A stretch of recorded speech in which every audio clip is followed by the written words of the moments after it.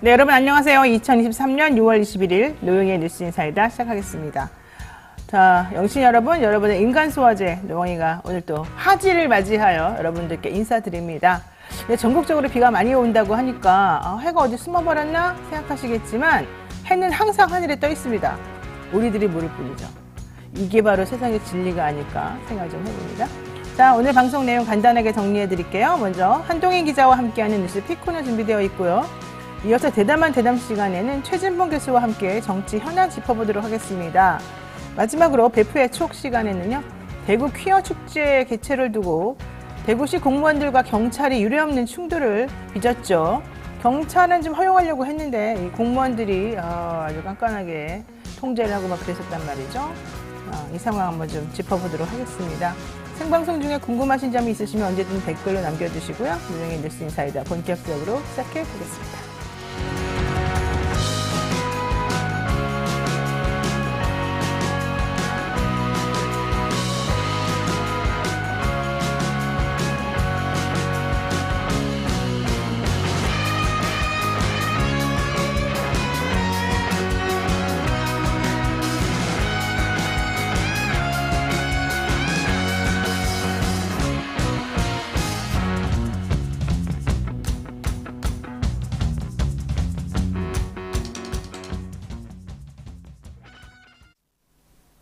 네, 바쁜 아침 이것만은 꼭 알아야 된다. 저희들이 엄선해서 골라드립니다. 뉴스 브리핑 하는 시간이죠. 듣기만 해도 이해가 쏙쏙 잘 되는 뉴스 픽.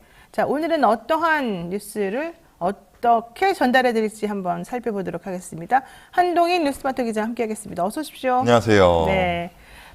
어젯밤부터 비가 많이 오더라고요. 네, 그렇습니다. 어떻게 좀 외로움도 마음을 긁어내면서 밤에 또 슬퍼하고 그런 건 아닙니까? 아니, 비 오는 거 좋아합니다. 네. 그래요? 네. 그래서 비 오는데 신경 안 쓰고 쿨쿨 잤다는 얘기군요. 아니요, 어제 조금 늦게 자서. 네. 그래요? 네. 자, 오늘 또 우리 한동희 기자가 멜랑콜리한 기분으로 가지고 온 뉴스는 무엇일까? 근데 내용은 전혀 멜랑콜리하지 않네요. 네, 무슨 얘기입니까? 어제 이제 김기현 국민의힘 대표가 첫 교섭단체 대표 연설을 했는데 혐오와 갈등을 조장하는 교섭단체 대표 연설이었다. 이런 평가가 나오고 있습니다. 이게 뭐냐면 상호주의에 입각을 해서 국내 거주 중국인에게 부여하는 투표권 그리고 건강보험 혜택을 주지 말아야 한다. 이런 주장을 내놨습니다. 어제 보니까 우리 김 대표님이 좀 짜더라고요. 네. 다 안 주더라고요. 노동 안 하면 인근도 주지 말아라. 불체포 특권도 뺏어야 된다. 또 건강보험, 외국같이 우리나라 사람들한테 제대로 혜택 안 주는 나라는 뭐 하려고 우리가 해결해 주냐. 건강보험 혜택도 주지 말아야 된다. 근데 사실 그게 말이 안 되는 게 우리나라에 와서 일을 하지 않습니까? 그분들이? 네. 그래서 일을 해서 세금을 내고 일을 해서 본인들이 먹고 살고 있는데 그 상황에서 벌어지는 건강상의 이런 여러 가지 문제점들을 그러면 보험을 해결 안 해주면 어쩌라는 거예요? 일만 하고 아프면은 자기네 나라 돌아가서 고치고 오라는 거예요? 뭐예요? 네, 지금 김기현 대표 일단 주장을 보면은 일단 중국은 우리나라 국민들에게 대해서 투표권을 주지 않습니다. 거주를 하더라도. 그건 무슨 상관이에요, 그거랑? 이 부분 관련해서는 네. 이제 외교라는 부분이 상호주의에 입각을 해야 되기 때문에 이렇게 균형이 맞아야 되는데 이 부분이 맞지 않다라는 얘기를 하고 있는 거고 그리고 지금 건강보험기금 관련해서는 외국인 의료 쇼핑 자금으로 줄줄 세선 안 된다라는 주장을 하고 있습니다. 그런데 사실 보면은 일단 중국인을 비롯해서 중국인뿐만이 아니라 외국인은 현재 내국인과 동일하게 건강보험료를 납부를 하고 있습니다. 이게 직장 가입자와 이제 그렇죠. 지역 가입자가 따로 네. 있는데 직장 가입자 같은 경우에 퍼센테이지도 똑같고 이제 오히려 이제 부양자에 대해서 오히려 외국인이 덜 혜택을 받고 있다라는 얘기도 나오고 있는데 김기현 대표가 이런 주장을 내놓고 있는 상황입니다. 실제로 그 외국인 노동자들은 직장에서 일을 하고 네. 건강보험료 납부하고 있습니다. 네, 그렇습니다. 그리고 옛날에는 어땠을지 모르겠습니다만 지금 막 외국에 있는 사람들이 잔뜩 들어가지고 나도 이 사람 딸이에요, 아들이에요, 엄마예요 이러면서 막 병원 쇼핑하고 이게 옛날에는 어떨지 몰라도 지금은 그렇지 않아요. 그래서 네. 오히려 이 외국인 노동자들의 건강보험료 납부액과 실제 이들이 병원에 가서 사용하는 것을 비교를 해보면 훨씬 더 흑자라는 거예요. 건강보험공단 관련해서는. 네, 근데 왜 이렇게 자꾸 딴 말을 하죠? 직장 가입자 쪽에서는 흑자인데 지역 가입자 쪽에서는 흑자가 아니다 이런 얘기가 있습니다. 지역 가입자가 그렇게 많아요? 네, 그 지역 가입자 규모는 제가 정확히 모르겠는데 네. 지역 가입자 악용 사례가 분명히 있기는 있습니다. 있겠죠, 있기는. 네, 그래서 이게 관리 체계가 강화되고 있기도 하고 그 그리고 대한민국에 3개월 이상 거주였었는데 그 악용 사례를 막기 위해서 6개월 이상 거주할 때 이제 가입을 시키는 이런 식으로 지금 관리가 강화가 되고 있는 상황인데 네. 지금 중국과의 관계 부분을 볼 때 굳이 여당 대표가 나서서 이런 부분을 막아야 된다라고 그러니까. 얘기할 이유가 있는지. 아, 야당 그리고 대표도 아니고. 네. 그래서 뭐 지금 이 평가를 보면 노동계와 언론계, 교육계, 사법부, 야당에 대한 악의로 가득 찬 공격이었을 뿐이다. 이런 얘기도 현재 나오고 있고 지금 노동개혁 놓고도 가장 효과적인 근본적인 저출산 해결책이다. 노동개혁이 저출산 해결책이다. 이런 얘기도 했고 무슨 말이에요, 그 얘기가? 지금 그 기업들이 그 노조의 정치 투쟁과 불법 파업으로 그 부분으로 인해서 좋은 기업들이 해외로 떠나고 있다. 그렇기 때문에 이런 부분들을 통해서 저출산을 해결해야 된다라는 얘기를 하고 있고 또 이민이 답이다라는 얘기도 하고 아니, 있습니다. 그러니까 무슨 말이에요? 지금 우리나라 사람들이 외국으로 가서 예를 들면 삼성이 미국에 공장을 설립해서 거기서 아기들을 낳고 산다. 직원들이 간다. 네, 삼성 같은 기업들이 우리나라에 남아서 이제 고소득을 해야 이제 뭐 젊은 세대들의 아이를 낳는데 이제 그런 기업들이 우리 국내를 떠나고 있기 때문에 저출산에 문제가 생기고 있다라는 주장입니다. 그러니까 그러면 우리나라에 그러면 공장을 지어라. 우리나라에서 일할 수 있는 걸 만들어주라 이거예요? 네. 뭐 근데- 그러니까 불법 파업 때문에 지금 떠나고 있다 아니 이런 근데 얘기를 하고 미국 있습니다. 바이든하고 대통령은 미국에 뭐 지어주기라고 미국에 다 투자해주기로 했잖아요. 그게 대통령이 한 일 아닙니까? 네, 그게 어떻게 그렇습니다. 노동개혁이나 저출산 해결책이라는 거죠? 거꾸로 가면서 왜 우리한테 뭐라 그러죠? 네. 난 정말 김기현 대표한테 꼭 물어보고 싶은데 바이든 대통령한테 뭐 40조 상당의 뭐 삼성부터 시작해서 나라들의 우리나라에 있는 최고 좋은 기업들의 그런 관련된 것들을 미국이나 뭐 어디다가 다 갖다 지어주기로 했잖아요. 네. 그러면은 거기 현지에 있는 사람들을 고용할 것이고 우리나라에서 가봤자 몇 명 가지도 않을 거라 우리나라 노동개혁하고는 안 맞는 데다가 우리나라에서 원래 돈을 벌고 먹고 살 수 있게끔 해줘야 되는데 그게 안 되니까 우리나라 사람들이 점점 가난해질 수밖에 없는 구조가 될 것 같은데 그런 게 무슨 노동개혁이고 가장 효과적인 전출산 해결책이라는 걸 내가 도대체 이해할 수가 없네. 그게 무슨 말인지 모르겠고 이민이 답이라는 건 또 무슨 말이에요? 이민으로 이제 다문화 가정이라든지 이런 게 더 늘어나야 된다. 이제 아니 그러려면 네. 자기가 지금 좀 전에 말한 것처럼 외국인 노동자들에게 뭐 보험을 주면 안 된다느니 그 사람들이 혜택 못 받게 해야 된다니 그런 말 해놓고는 또 이민은 또 받아들여서 다문화를 만든다고요? 네, 그렇습니다. 무슨 말이야? 여러분은 그 이해가 돼요 지금 이 김기현 대표 말이? 아니면 한동희 설마 김기현 대표 이렇게 바보겠어요? 한동희 기자가 잘못 전달한 거겠지? 아니요, 저 정확히 전달했습니다. 김기현 대표가 한 말 그대로 전달했고. 그러니까, 근데 그게 그리고 맞아? 어제 뭐 교섭단체 대표 연설을 보면은 뭐 이게 내용도 내용인데 네. 전달 방식도 좀 문제가 이상했어요, 있다라는 진짜. 얘기가 있습니다. 이게 사실 여당 대표라든지 야당 대표라든지 교섭단체 대표 연설에서 이렇게까지 소리를 지르고 이렇게 하는 게 그리고 여당 대표가 이제 통합이나 이런 부분을 강조해야 되는데 이제 뭐 이재명 대표를 언급한다던가 조국 전 장관을 언급한다던가 이런 얘기를 하는 게 좀 부적절해 보였고 그렇죠. 사실 보면서 무슨 생각이 들었냐면 선거 유세 차량에서나 할 법한 이런 제스처를 보였다 이런 생각이 들기도 했습니다. 그러니까요. 아니 외국인 노동자들이 그렇게 혐오하면서 외국인 노동자들이 없으면 우리가 지금 이 노동 관련된 산업이 돌아가지 않는다는 거는 또 무시하고 있고 또 외국인 노동자들이 문제라고 하면서 이민을 우리나라에 많이 와가지고 사람들이 늘려야 된다 그러면 뭐야 그러면 그 얘기가 참, 아무리 생각해도 이해가 안 가네. 어쨌든 어저께 김기현 대표의 교섭단체 대표 연설은 정말 이상했습니다. 계속해서 이재명 대표 공격하고 네. 뭐 무임금 무노동 무임금 이것도 얘기하고 근데 별별 얘기가 추경은 절대 안 된다고 또 얘기하고 별별 네. 얘기 다 해놨는데 이 여당 대표가 하는 말인지 야당 대표가 하는 말인지 이해가 안 갈 정도여서 솔직히 말해서 좀 논리도 하나도 안 맞고 이상한 데다가 민주당 사람들이 땅 팔아라 코인 팔아라 막 그렇게 옆에서 위안해거리고 여당 사람들은 잘한다 이래가지고 시끄럽고 난장판이었다 이런 얘기도 있더라고요. 여당 대표인데 국정 운영 비전도 없었다라는 네, 네. 얘기도 나오고 있고 뭐 이제 김기현 대표가 당 대표가 된 이후에 유일하게 주장하고 있는 게 지금 국회의원 정수 10% 감축 그거밖에 없죠. 부분인데 네, 30명. 사실 이 부분도 감축이 되면은 오히려 국회의원들이 특권이 늘어날 수 있다라는 지적도 현재 나오고 있기 때문에 왜 어떤 특권이 늘어나요? 국회의원들의 이제 300명인데 이제 뭐 10% 줄여서 270명이 된다고 했을 때 이제 국회의원들 한 명 한 명에게 간 권한 같은 것들이 더 늘어날 수 있다라는 얘기도 나오고 있습니다. 뭐 저도 국회의원들이 뭐 무노동 무임금은 찬성은 하는데 국회의원들이 그만큼 뭐 저희가 보지 못할 뿐이지 역할은 하고 있는 거 분명하기 때문에 과연 10% 감축이 효과가 있을지는 잘 모르겠습니다. 그러니까요. 그리고 뭐 그거는 말만이지 솔직히 그걸 현실적으로 어떻게 하겠어요? 국회의원들이 다 오케이를 해주지 않는데. 네. 자, 중국인 건강보험 팩트 해보면 오히려 중국인들은 현재 내국인과 동일하게 건강보험료를 납부하고 있는 반면 실제 혜택은 덜 받고 있는 것으로 지금 얘기가 되고 있고 오히려 흑자다. 네. 지역가입자하고 직장가입자 둘로 나눠지는데 국내에 취업한 외국인은 내국인과 동일하게 건강보험에 당연 가입하고 월급의 6.67%를 건강보험료로 내고 있다는 겁니다. 지역가입자, 즉 아무 일도 안 하고 그냥 집에서 일하는 혹은 뭐 집에서 놀고 있는 그런 사람은 그렇게 많지가 않아서 현실적으로 제가 봤을 때 지금 김기현 대표나 이런 사람들이 하는 말은 정확한 사실에 근거한 말이 아닌 것으로 일단 생각하고 있습니다.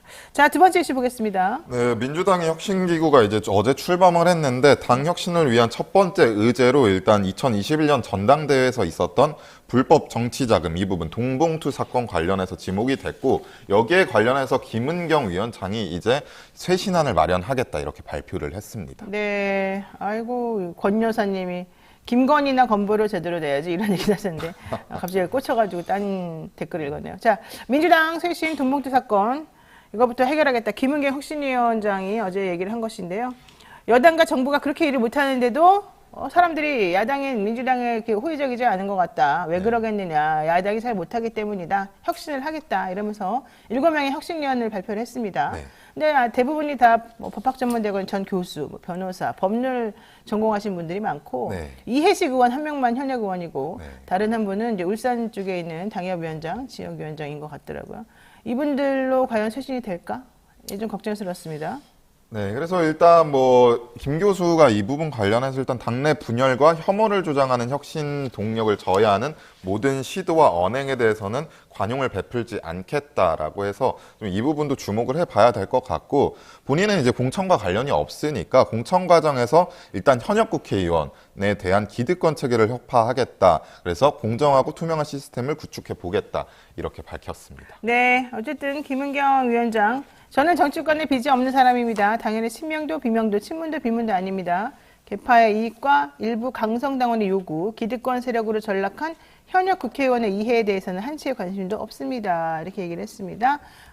민주당에서 발표한 혁신위원은 김남희 변호사, 윤형중 랩2050 대표, 서복경 더 가능연구소 대표, 이진국 아주대 법학전문대학원 교수, 차지우 카이스트 문술미래전략대학원 교수, 이해식 민주당 국회의원, 이선호 민주당 울산광역시당 위원장 등이었는데 하여튼 대부분이 다 교수 출신이거나 교수거나 뭐 법조인이거나 네. 이랬다는 게 사실은 좀 너무 편파적인 거 아니냐 생각이 들고 또 한쪽에서는 이거 다 친명계, 3명이나 친명계다 이런 얘기도 나오는데 뭐 계속해서 혁신위원회 숫자를 늘려간다고 하니까 조금 살펴보도록 하겠습니다. 네, 한도희 기자 오늘 여기까지 정리하겠습니다. 고맙습니다. 네, 감사합니다.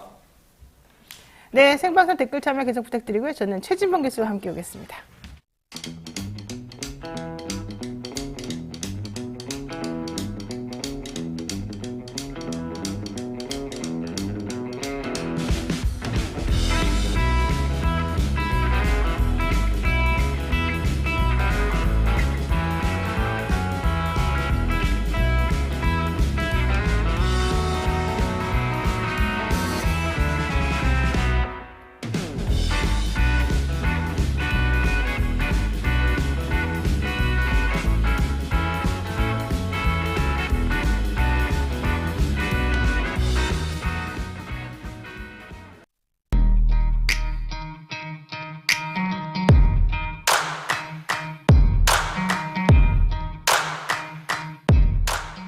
AFPK 공부하기 많이 어려우시죠?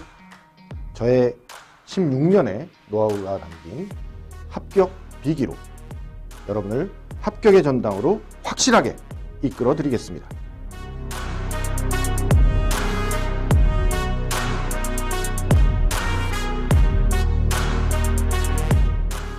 AFPK 합격 꿀팁, 친절한 원 교수의 합격 비기, 토마토 베스.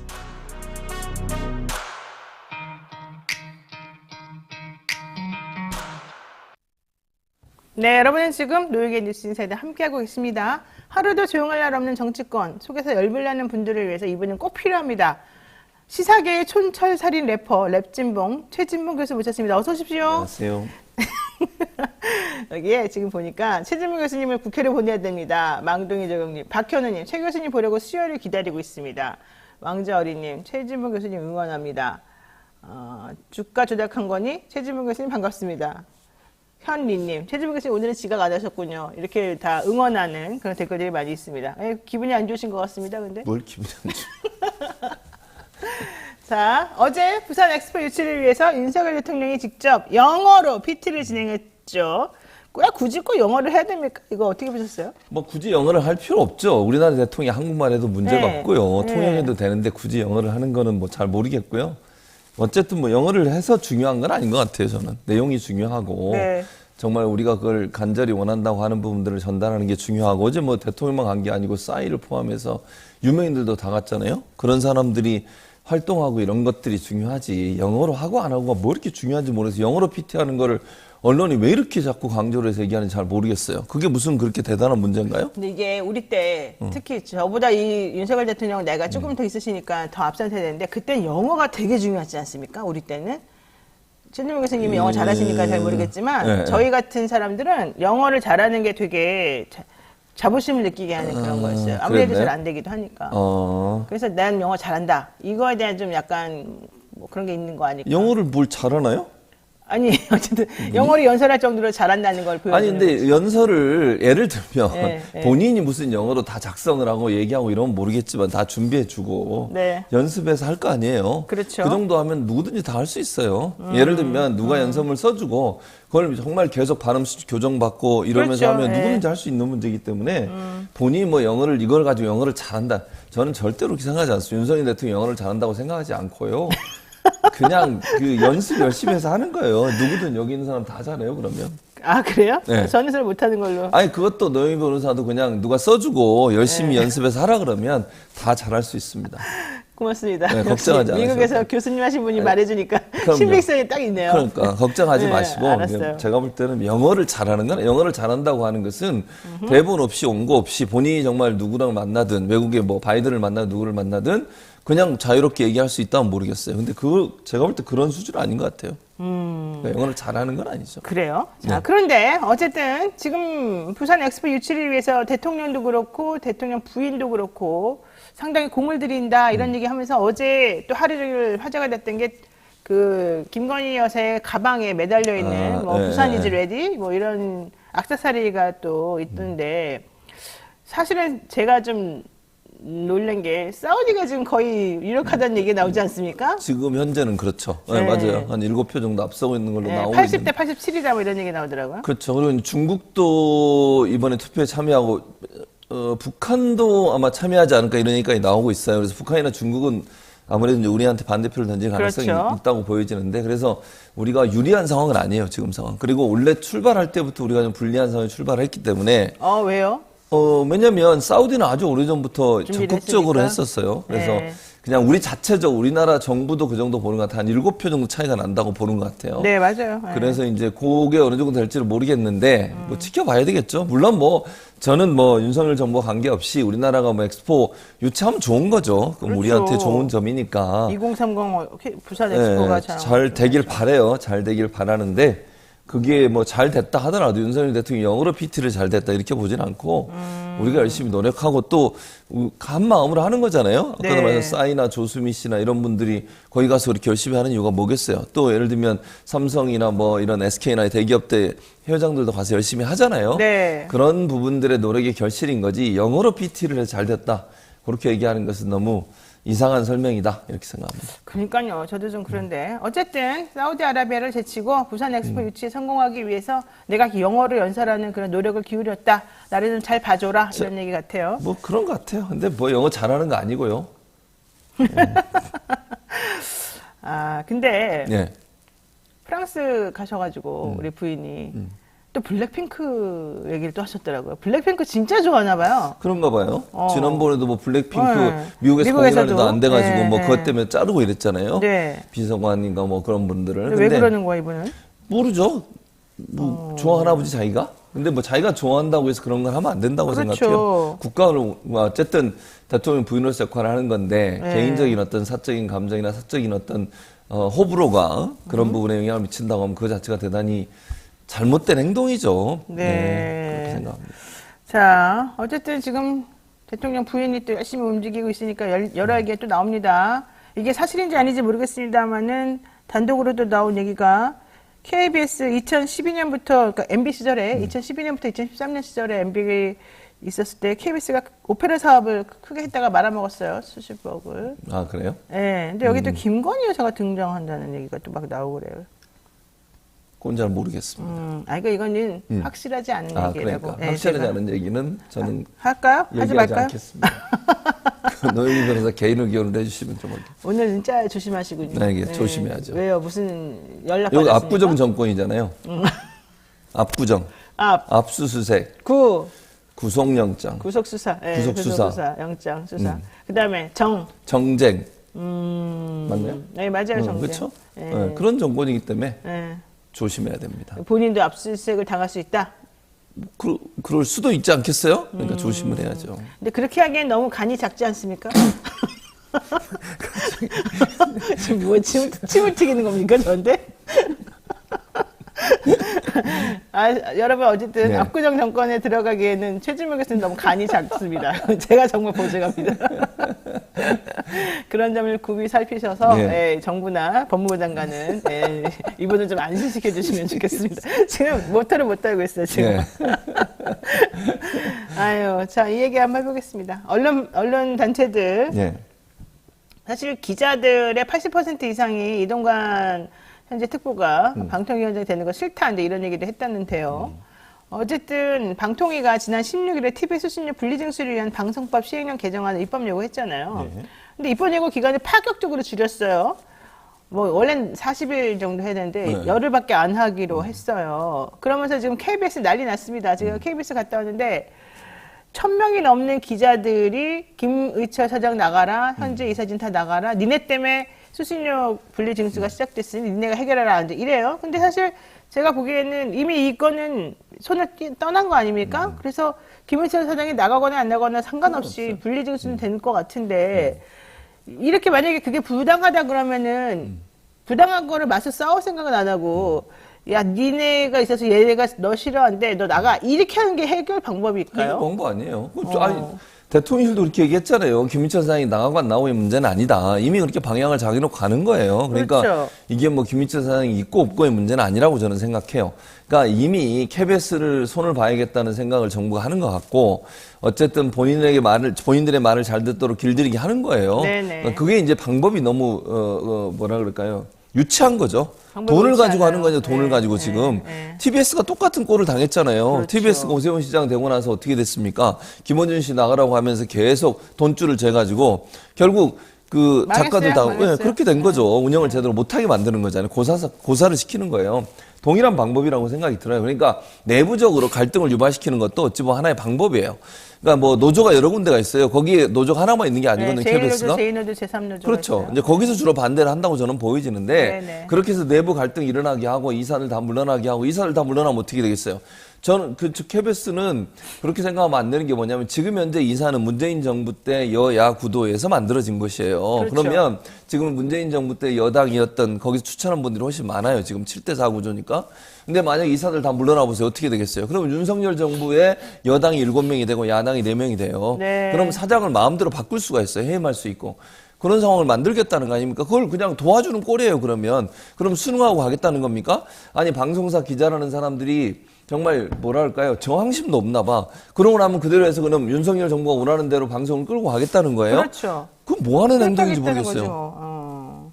그러니까 저도 좀 이해가 안 가는 게 원래 정론 직필 아닙니까? 그렇게 외부에서 압력이 오거나 편성권 침해하거나 지금 별별 걸 다 하고 있으면 우리는 저항합니다. 팬이 가지고 있는 무게가 얼마나 큰지 당신에게 보여주겠습니다. 그렇게 나쁜 짓 하면 안 됩니다. 이렇게 나가는 게 원래 우리들이 그렇죠. 원하는 원래 언론인의 그렇게 해야 모습이겠죠. 되죠. 네. 근데 그렇게 하진 않고 내부적으로 야, 이 사장, 야, 너네 때문에 지금 쟤네가 너 꼴보기 싫다고 우리한테 돈을 안 준다는데 이거 어떻게 할 거니? 너 빨리 나가라. 빨리 무릎 꿇고 빌어라. 지금 이 모양이란 말이에요. 아니, 그렇게 되면 국민들로부터 신뢰를 더 잃게 돼요. 생각을 해보세요. 정치 권력에 대해서 견제하고 감시하라고 언론을 만들어 놨더니 그래서 그렇죠. 공영방송하라고 수신료를 주는 거잖아요. 그렇죠. 수신료를 내는 이유가 뭡니까? 정치 권력의 압박에 굴하지 말고 적극적으로 독립적으로 견제하고 감시하고 그런 역할을 하라고 수신료를 주는 거잖아요. 근데 지금 상황에서 이렇게 나오면 나올수록 국민들은 어떻게 생각이 들어요? 수신료를 뭐하러 줘 그러면? 저렇게 권력에 순응해서 권력이 원하는 대로 방송을 저렇게 하려고 한다고 하면 그 구성원들에 대해서 신뢰가 있겠습니까? 대체 이 사람들은 언론인으로서 자존심이 있는지도 모르겠어요. 맞아요. 그리고 그분들은 급여도 진짜 많이 받더라고요. 아, 그렇죠. 방만 경영에. 많이 받죠. 그거는 그 부분도 좀 고쳐서 그렇죠. 자고치가 맞아요. 마련하는 것도 필요해 보여. 자, 나동현님께서 두 분 다 항상 응원합니다. 정의를 위해 힘써주셔서 감사합니다. 특히 잘생긴 돈진모 교수님 고맙습니다. 감사합니다. 일단 기분 좀 좋아졌죠? 잘생겼다 그러니까 마음이 풀어지고 뭔가 여유로워지고 아 내가 이 사람하고 이제 방송할 때 좀 착하게 말해야 되겠다 이런 느낌이 딱 들죠? 아까처럼 얼굴 꾸기고 있지 않겠다. 원래 잘생겼습니다. 감사합니다. 그러니까 우리 최진모 교수님은 진짜 단순하고 재밌는 게 잘생겼다고만 하면 그때부터 풀어져요. 좀 전에 좀 어색했잖아요. 이제 계속 풀어줘도 잘할 거예요. 잘하세요? 원래 잘하고 있습니다. 알았습니다. 자, 언론 단체들. 사실 저는 이게 이번에 이 문제는 일부러 최민희 전 의원을 방통위원으로 사실 국회에서 다 하기로 해놓고 대통령이 지금 오케이를 안 해줘가지고 붕 뜨게 만든 다음에 이런 일을 벌인 거잖아요. 한상혁 방통위원장도 나가게 하고 김효재 올려놓고. 그러니까 지금 3명 중에서 2대1 구조를 만들어 놓고 자기네끼리 오로지 이제 김현 의원 한 명의 반대만 지금 만들어 놓고 이걸 해결한 거예요. 그래서 방통위에서 김효재가 이제 지금 직무대행을 하고 있는데 김효재 직대에 대해서 이거 당신은 월권 행사했다. 이렇게 얘기를 하면서 왜냐면은 직무대행은 이렇게 적극적인 무슨 그런 행정 같은 걸 원래 할 수가 없거든요. 네. 근데 어쨌든 그렇게 했다 그래서 여기에 대해서 문제 삼겠다고 지금 얘기를 하고 있는데 그 문제라든가 아니면은 최민희 의원을 왜 지명을 안 하고 임명을 안 시키고 있는지라든가 뭐 이런 여러 가지 것들을 정리하게 되면 오히려 이게 지금은 뭐 시행령 개정이 잘 절차대로 가는 것 같지만 사실은 안 될 수도 있거든요. 여기다 무효가 될 수도 있거든요. 절차가 잘못됐다고 해서. 그럴 가능성도 있을까요? 그럴 가능성도 있죠. 왜냐하면 사실은 수신료 관련해서는요 법을 바꿔야 돼요. 시행령이 아니고 네. 수신료에 대해서 지난번에 헌재에서 너무 판결 나온 거 시행령 보면 적시가 너무 많아요. 그렇죠. 그러니까 그건 결국 국회를 완전히 무력화시키는 거잖아요. 입법부를. 네. 근데 지난번에 그 헌재 판결을 보면 수신료의 금액을 정하는 것은 국회에서 해야 될 일이라고 명확히 해놨어요. 물론 분리징수 얘기는 명확하게 거의 구분이 안 돼 있지만 그거가 똑같은 거라고 저는 보거든요. 그러니까 수신료와 관련된 사안은 국회에서 입법할 사안인 것이지 시행령을 바꿔 정부가 마음대로 할 수 있는 사안이 아니라고 하는 것이 일반적인 헌재 판결이라고 볼 수 있을 텐데 지금 보면 국회에서 할 수 없잖아요. 민주당이 다수의석을 갖고 있으니까 못하게 되니까 결국 시행령 바꿔가지고 또 하는 거예요. 네. 지난번 검경 수사권 조정에서 민주당이 다 통과시켜놨더니 한동훈 장관이 시행령 바꿔가지고 자기들 수사하는 범위를 더 늘려놨잖아요. 네, 등이라는 맞아요, 거. 맞아요. 등. 요거 한자 때문에 결국은 그런 방식으로 해서 입법부의 어떤 권한 또 입법부가 행정부를 견제할 수 있는 권한 자체를 완전히 무시하는 행동을 하고 있다는 것이죠. 이번도 마찬가지 경우예요. 수신료 문제라고 하는 것은 방송법을 바꿔서 해결할 문제인 것이지 방송법 시행령을 바꿔서 해결할 문제는 아니라는 거예요. 그런데 지금 상황을 보면 그걸 통해서 해결하려고 지금 하고 있는 것이기 때문에 나중에 이게 문제가 돼서 이런 법의 어떤 취지 자체를 어긋나게 하는 행동으로 판단받을 가능성이 높다고 보여져요. 저 이거 아무래도 관련된 거니까 여쭤볼게요. 딴 사람한테 여쭤보니까 잘 모르더라고요. 지난번에 방송법 개정안이 있었었는데 여당에서 협조를 안 해줘가지고 민주당에서 그 안을 그냥 직권으로 이제 올렸어요. 올렸죠. 본회의에다가. 맞아요. 그랬더니 국민의힘에서 우리들의 입법 권한을 침해했다 그러면서 헌재에다가 권한쟁의 심판을 했어요. 그러면은 그 당시에 권한쟁의 심판의 피청구인은 말하자면 이제 민주당 의원들이 직권 상정한 그 내용이 되니까 그게 될 거 아니겠습니까? 그러니까 신청한 사람은 여당에 있는 그 위원장, 여당 의원들이고, 그 다음에 이제 피청구인들은 야당이 된 거예요, 말하자면. 그렇게 된 거예요. 예, 그러면서 이제 과방위원장께서 이제 그런 일을 해서, 그래서 사실은 정청래 위원장이 당시 과방위원장이었잖아요. 과방위원장이 정청래 위원장이 변호인을 선임해가지고 그 건을 서로 이제 적극적으로 다투기를 했어요. 이게 우리가 제대로, 왜냐면 그 소관상임위원회에서 3개월 이상 이걸 붙들고 있기만 하면 안 된다. 그때까지 아무런 일을 하면 직권으로 올라간다. 이것 때문에 우리가 한 거지. 우리가 뭐 특별히 잘못한 게 뭐가 있냐. 이래서 정청래 위원장이 싸우려고 변호인까지 선임했어요. 법무부인 한결을. 그렇죠. 그리고 이제 이 국민의힘 쪽에서도 자기네가 원래 원하는 사람을 선임을 했죠. 그랬는데 정청래 위원장이 행정위원장 하겠다고 그러면서 지난 30날 행안위원장 하겠다고 그러면서 지난 30날 이 과방위원장을 그만뒀어요. 그러니까 이제 한 번씩 번갈아 가면서 하게끔 되어 있었기 때문에 이번에는 과방위원장 자리를 장제원 의원이 가져갔단 말이에요.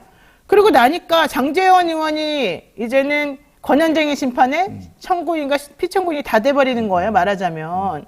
그래서 이 사람이 제일 먼저 한 게 뭐예요? 정청래 의원이 선임해 놓았던 변호사를 싹 바꿨어요. 사임시키고 해임시키고 본인들이 했던 분들도 사임시켰어요. 왜? 서로 그래야지 말이 맞으니까. 그러면서 이제 새로 바뀌었으니까 다 그분들이 사임한다고 하더라. 우리가 어쩔 수 없지 않냐. 이러면서 이제 앞으로 내가 원하는 변호인들을 선임해가지고 양쪽의 의견을 하겠다. 이게 지금 현재 대통령의 그 지난번 징계 때문에 문제가 됐던 거는 한동훈 장관하고 대통령하고 싸우는 그 모양새하고 똑같은 거예요. 똑같은 거죠. 이거 어떻게 보십니까? 그러니까 말이 안 되는 거죠. 그러니까 피고와 원고가 되는, 그럼 결국은 피고와 원고 또는 뭐 서로 상대방, 서로 의견이 다른 상대방이 선임한 변호사가 같은 사람이 돼버릴 수 있다는 거야. 사람은 아니지만 같은 어떤 생각을 갖고 있는 법인이든 아니면 대리인이든 이런 사람들이 변호사를 할 수 있는 거잖아요. 이게 말이 돼요, 그러면? 아니, 그러니까 반대했던 사람이 입장에 있던 사람이 자기가 원래 그러니까 반대편에 있던 사람의 변호사를 해임해버리고 네. 새로운 변호사를 본인이 원하는 사람을 만들어 놓으면, 선임해 놓으면 양쪽의 변호사가 같은 목적을 위해서 일하는 거잖아요. 네, 맞아요. 이게 무슨 말이 되는 소리냐고요. 다만 저는 이렇게 생각해요. 이거 아무리 해봐야 아무 소용없다. 제가 이렇게 얘기하는 이유는 뭐냐면 지금 현재 이 방송법 같은 경우에는 마지막 단계만 남겨놓고 있어요. 본회의 표결. 그거 시간만 지나면 본회의 표결 해야 돼요. 네. 현재 권한쟁의 심판이 결과 나오는데 상당히 시간이 걸려요. 그렇죠. 그걸 금방 안 끝나요. 그 전에 본회의 표결 될 수 있다. 그러니까 이거는 겉으로 막 이렇게 뭐 장제원 위원장이 뭐 하는 것처럼 얘기하고 뭐 대단한 걸 하는 것처럼 얘기하고 이렇게 불법이라기보다는 그 상식적으로 이해할 수 없는 그런 행동을 하고 있는 것들, 네. 그런 부분들에 대해서 비판받아 마땅하지만 본인이 아무리 날뛰어 봐야 제가 볼 때는 막기 어렵다. 왜냐면 본회의까지 가는데 얼마 안 남았어요, 이제는. 그러니까 권한쟁의 심판이라고 하는 거 좀 시간이 오래 걸리니까 결론이 그때까지 안 나오고 이미 본회의 통과되고 나면 의미가 없어져 버려요, 그러면. 네. 그래서 저는 반드시 민주당이 기한 내에 본회의 통과시켜야 된다. 이거 아무리 막더라도 국회의장을 설득하고, 국회의장은 당연히 상정해야 되니까요. 네. 그렇게 해서 아무리 비판이 있더라도 통과시켜서 이거 권한쟁의 심판을 무력화시키려고 하는 네. 이런 장제원 위원장, 과방위원장의 잘못된 행동을 막을 수 있도록 해야 된다. 네. 그러니까 쇼다, 쇼. 저는 이렇게 봅니다. 쇼다. 자, 어쨌든 언론단체들 지난 19일에 방송법 시행령 입법 예고에 대해서 이건 정말로 방송법 취지를 훼손하는 거 아니냐. 법으로 해야 될 거 왜 시행령으로도 장난치느냐. 이렇게 화를 내면서 이 상황을 방치하고 있는 이 국회도 이해할 수 없다. 이제 이런 얘기를 했습니다. 자, 언론 단체들 또 이런 얘기도 했습니다. 김효재 방통위원장 직무대행 탄핵시켜야 된다. TV 수신료 관련해서 또 국회 특위도 설치해야 된다. 이렇게 요청했습니다. 맞습니다. 이거 어떻습니까? 당연히 해야죠. 뭐 윤창현 위원장이 언론노조 위원장이거든요. SBS 출신이고 언론노조 위원장이 그 얘기를 했는데 네. 저는 당연히 해야 된다고 생각해요. 왜냐하면 김현재 방통위원장 직무대행은 지금 월권 행위, 본인의 범위에 벗어나는, 아까 얘기했지만 대행이라고 하면 실제적으로는 그냥 기존의 업무만 하는 거예요. 그 이상의 일들을 하는 것 자체가 상당히 저는 제한적이어야 된다고 생각하거든요. 네. 정식으로 방통위원장이 온 게 아니잖아요. 지금 대행을 하고 있는 사람이 자기가 대행하면서 마음대로 해요. 그러면 그게 말이 됩니까? 말이 안 된다고 저는 보고, 지금처럼 이렇게 논란이 될 수 있는 사안을 시행령 정치로 끝내려고 하는 것도 저는 말이 안 된다고 생각해요. 이거는 누가 봐도 대통령실과의 긴밀한 협조를 통해 대통령실이 원하는 방향으로 지금 방통위를 이끌고 가고 있는 행동이잖아요. 그렇죠. 방통위는 독립된 기관으로 사기 위해서 야당에서 추천하는 의원 2명을 선임하게 돼 있어요. 네. 합의제 기구이고요. 아니 이거를 표결로 붙여가지고 2대1로 끌고 간다? 이거 자체가 네. 대단히 잘못된 행동이에요. 5명이 완성돼서 거기서 합의를 통해서 해야 되는 거예요. 최대한 합의를 통해서 하고 정말 안 되는 경우에 표결을 붙이는 것이지, 네. 모든 걸 표결을 붙여가지고 2대1이니까 우리 마음대로 하겠다. 김현 부위원장인가요? 그분 나갔잖아요. 그냥 퇴장해버렸어요. 그런데도 통과를 시켜요. 그러니까. 이게 합의제 정신에 맞는 거예요, 대체? 이거 절차적으로 안 맞고 지금 그렇게 이상한 구조 속에서 하면 안 된다는 거예요. 그러니까 그래서 탄핵해야 된다고 저는 봐요. 이거는 민주당이 적극적으로 나서야 된다. 민주당이 자꾸 눈치 보지 말고 역풍 생각하지 말고 자신들이 갖고 있는 권한을 최대한 발휘를 해야 돼요. 효능감을 느끼게 해줘야 한다니까요. 네. 아니 지지자들 입장에서는 그렇게 169석, 170석 가까운 의석을 갖고 있음에도 불구하고 제가 볼 때는 정의당의 다른 당도 이 문제에 대해서는 동의할 거라고 생각해요. 그럼 함께 힘을 합쳐서 강력하게 탄핵을 추진하는 방안들을 해야 된다고 저는 보고 네. 검사 탄핵도 해야 된다 이렇게 생각합니다. 알겠습니다. 제가 어저께 김해철 사장 그만둬야 된다라는 의견이 1000명 넘는 사람들로부터 이야기가 됐다. 그랬는데 그 중에 일부는 기자고, 일부는 그냥 직원이고, 일부는 PD고 뭐 이런 분들이었겠죠. 구성원의 숫자는. 자, 언론 이야기 계속해서 이어나가도록 하겠습니다. 한국기자협회에서 설문조사를 했습니다. 어제 발표를 했는데요. 전체 1473명 중에서 80%가 이동관 대통령실 특보의 방통위원장 임명에 반대한다라고 나왔어요. 맞습니다. 기자들의 요즘 기자들은 좀 패기가 없네 이런 생각도 했었으나 어쨌든 저렇게 반대 의견은 확실히 있네요. 어떻게 보세요? 그러니까 의견만 있는 거죠. 좀 안타까워요. 그러니까 물론 1차적으로 반대 의견이 80%라면 이동관 전 수석 그리고 지금의 특보가 방통위원장 자격이 없다는 걸 증명해주는 사안이고요. 그렇죠. 기자들이 좀 더 적극적으로 저는 나서야 한다고 생각해요. 그냥 네. 의사표현을 이건 여론조사잖아요. 설문조사고 뭐 익명으로 하는 거니까 본인들이 적극적으로 참여하고 그다음에 의사를 표현하지만 겉으로도 저는 해야 한다고 생각해요. 언론노조나 기자협회나 아니면 언론사 기자들이 좀 적극적으로 문제를 제기하고 언론이 이렇게 탄압받고 있는 것에 대해서 문제를 제기하는 모습이 보여야 된다고 저는 생각을 합니다. 그런 부분이 좀 아쉬워요. 그러니까 전체적으로 누가 봐도 이동관 특보는 방통위원장으로 자격이 없어요. 도덕적으로도 본인의 아들 학폭 문제도 있고요. 네. 또 본인이 갖고 있는 언론관 자체가 대단히 왜곡적이에요. 왜곡적이고 그다음에 본인이 갖고 있는 지금까지 했던 행동들을 보면 언론을 정권의 사유물처럼 생각하는 그런 잘못된 언론관을 갖고 있다고밖에 볼 수 없거든요. 이런 사람이 방송 정책을 주무하고 그다음에 방송의 재승인 심사까지도 할 수 있는 권한을 갖고 있는 방통위원장이 앉는다? 그 자체가 언론을 탄압하겠다는 의도랄 것밖에 안 보인다는 거죠. 그렇군요. 그러면 언론계에 종사하는 사람들이라면 당연히 반대하고 문제를 제기하고 적극적으로 나서야죠. 그런 부분들이 보이지 않는 건 좀 아쉬운 부분인데 어쨌든 언론인들은 대다수가 이동관 특보가 방통위원장으로 자격이 없다는 부분을 공감하고 있다는 점 명확하게 볼 수 있는 것 같습니다. 반대 비율을 살펴보게 되면 적극 반대한다가 응답 비율이 62.5%래요. 적극 그러니까. 반대한다. 정말 엄청나게 크죠? 많은 숫자죠. 반대는 17.5%, 그리고 찬성한다라고 하는 사람의 의견은 7.1%, 적극 찬성은 6%라고 하는데 방통위원장 임명에 반대하는 이유가 도대체 뭐냐 물어보니까 반대 의견을 나타낸 기자 1178명 중에서 80.3%가 네. 이명박 정부에서 언론 탄압에 앞장선 인물이 맞아요. 아니냐 그렇죠. 이런 얘기를 했다는 겁니다. 그리고 현직 대통령실 인사 임명은 방통위의 독립성을 침해한다 이런 의견도 61.5%가 있었고 자녀 학교 폭력 무마 의혹도 문제다 이렇게 보는 입장이 58.3%였답니다.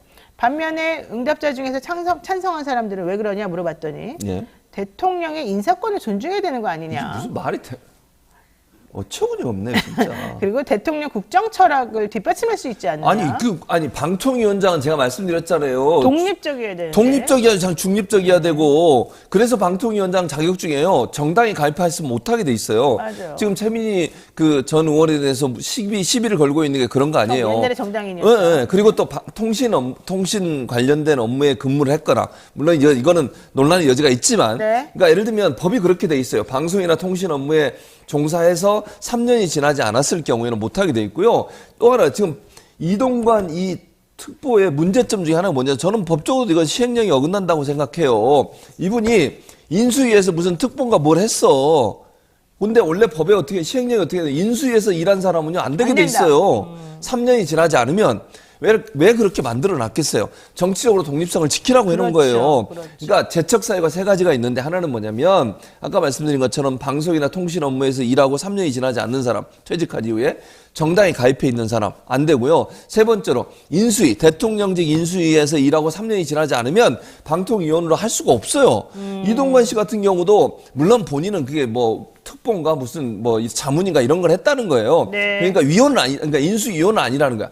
아니 인수위원이 아닌가 하고 인수에서 일한 거하고 뭐가 다릅니까? 그러니까요. 꼭 인수위원이어야 돼요? 거기 전문위원도 있고 인수에서 일한 사람도 다 영향을 미치는 거잖아요, 결국은. 네. 그런 사람은 방통위원회 할 수 없도록 시행령이 돼 있는데 그걸 밀어붙이면서 국정 철학을 해야 된다고 무슨 말도 안 되는 이게 무슨 독임제 무슨 장관입니까? 방통위를 그래서 5명으로 만들어 놓은 거예요. 뭐 취지를 알고 얘기를 하세요. 누가 이렇게 답변했는지. 어떤 기자가 이런 식으로 기사를 제대로 쓰겠어 이렇게 답변을 해놓으면 국정 철학이라니 말도 안 되는 소리 하고 있어요. 앞에서 우리 기자들 들으면서 기자들이 그럼 곤란한 표정을 짓고 있습니다. 여기는 아니잖아요. 저 여기는 사람들은 그렇게 괜찮은 아니겠지만. 거잖아요. 다른 기자들 다른 기자들. 네. 자, 이동관 방통위원장 임명 반대는 대학가에서도 지금 계속해서 나오고 있습니다. 고려대, 경북대, 아주대, 한국외대, 강원대, 충남대, 부산대 등 전국 11개 대학에 이 특보를 방통위원장에 내정하면 안 된다는 대자보가 좀 계속 붙고 있고요. 특히 이 특보 아들 관련 문제까지 연결해가지고 이게 무슨 짓이냐, 부끄럽다 이런 얘기하는 분들이 많습니다. 그렇죠. 그러니까 젊은이들 입장에서는요, 이 학폭 문제가 상당히 민감한 문제예요.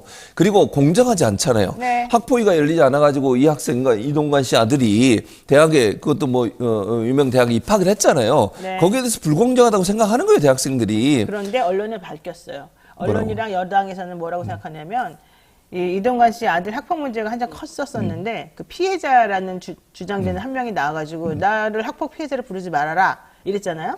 그걸 해결됐다고 생각해요. 그래서 다 정리가 됐고 잠잠해졌다고 생각해요. 어제 교제 폭력, 네. 데이트 폭력이라고 보통 얘기하고 아니면 스토킹 범죄, 네. 그와 관련된 법이 통과된 거 아시죠? 네. 상임위원회에서 내용이 뭐냐면 합의해도 처벌이에요. 합의를 종용하면서 괴롭히는 거야. 그런 거잖아요. 지난번에 조주환이가 있었잖아요. 신당역 그거 네, 네. 스토킹 사건, 살인 사건. 그 사건도 그 영무원들. 네, 합의해달라고 쫓아다니다가 그렇게 한 거예요. 결국은 합의를 안 해주니까. 네. 그래서 합의가 되더라도 처벌하게 돼 있어요. 지금 똑같은 거예요. 학폭도 합의하면 끝이에요. 아니 학폭 폭력이 일어나게 하는 배경이 뭡니까? 합의하면 끝이 되면요. 권력 가진 사람, 돈 많은 사람은요. 수단과 방법을 가리지 않고 합의하지 않겠어요? 얼마나 괴롭히겠어요? 네. 나 좀 합의해달라고. 또 합의해주면 뭘 해주겠다고 얘기하겠지. 뭐 돈을 주든지 아니면 뭔가 모르겠어요. 뭘 해주는지 안 해주는지도 모르겠지만 이제 공교롭게도 둘도 같은 대학 다니더라고. 어쨌든 모르겠어. 자세한 건 모르겠지만 돈 많고 권력 있는 사람 합의를 할 수 있는 방법이 더 많지 않겠어요? 그러면 힘없고 어렵고 정말 돈 없는 사람들은 학교 폭력 당하고도 말도 못해요. 합의 안 해주면 나중에 또 해코지 당할까 봐 고민하게 되고 네. 학폭이 합의됐으니까 끝이라고 말하는 것도 너무 웃기고요. 4명인가 있어요. 거기에 피해자가. 네, 근데 그중에 아무 말도 안 하고 한 있죠. 명만 했잖아. 한 명만. 그래놓고 네. 아무 문제 없다고 얘기하는 언론의 이 태도도 그렇고 이동관 씨 이 태도도 도저히 이해가 안 돼요. 대통령실의 해명도 그렇고요. 네. 그게 문제 없다고요? 국민의힘 의원들도 그렇게 얘기하고 있더군요. 네, 그러니까 이제 해결됐다고. 뭐가 해결이 돼요 지금? 학폭 문제가 아니라 이건 친구들끼리 투닥거리고. 무슨 투닥거리. 그때 당시 그럼 처음에 했었던 진술서를 보라고. 왜 그러면 국회까지 나와서 그런 얘기 했겠어요. 진술서는 전교조 선생님의 강요로 이런- 사용된 거라고. 아, 나 진짜 화가 나서 욕을 못 하겠고 진짜. 제가 대신 해드려요? 예, 하세요. 이렇게 저는 안 나를 하겠습니다. 사지를 몰아넣는 아주 나쁜 패널이군요. 압구정 정권이기 때문에. 아니 패널이 나쁘다고요. 나를 그런 식으로 막 나쁜 말을 다 나 시키려고 그러고. 자, 좀 더 이번에는 김기현 국민의힘 대표 얘기를 한번 해보겠습니다.